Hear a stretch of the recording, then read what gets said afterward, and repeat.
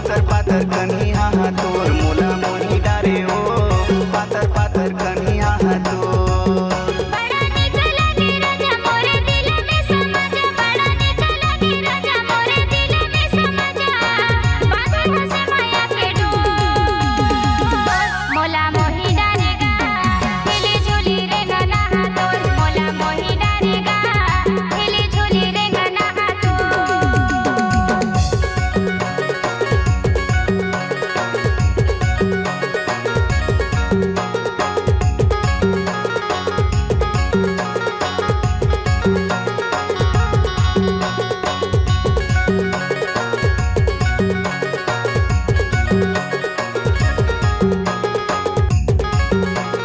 आपका नाम क्या है? DJ Achchhalal mix.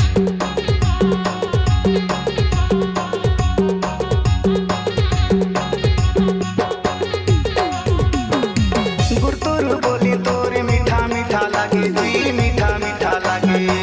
माया के बोली तोरे दिल में समा गएगा दिल में समा गए सही में जाना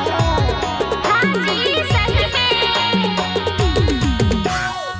गुरतुर बोली तोर मीठा मीठा लागे जी मीठा मीठा लागे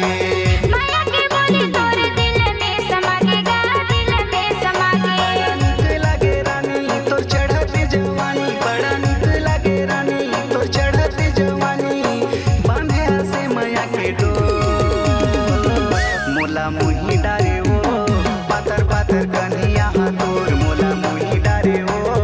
पातर पातर कन्हिया तोर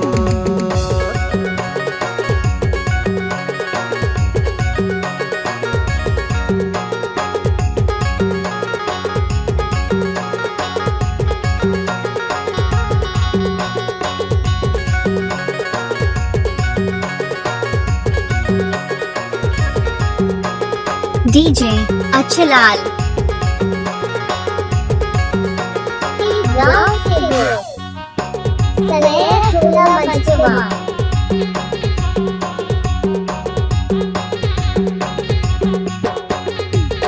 सुनो कर मुंदरी ला दे चिन्हारी गा दे चिन्हारी तोर बरेला हूँ गोरी बनारस ले साड़ी हो बनारस ले साड़ी सही में मंगावे जरूर मंगाऊं सुनो कर मुंदरी ला दे चिन्हारी गा दे चिन्हारी तोर बरेला हूँ गोरी बनारस ले साड़ी हो बनारस ले साड़ी मोला सपना देखा के राजा जाने तो भूलवे मोला सपना देखा के राजा जाने तो भूलवे बांधे हंसे माया के डोर मोला मोही डारेगा हिली झूली रे गना तोर मोला मोही डारेगा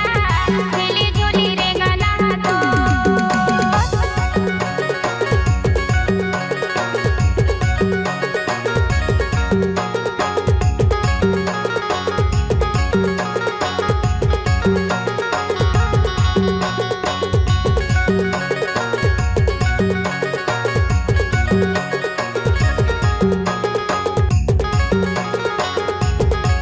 आपका नंबर क्या है?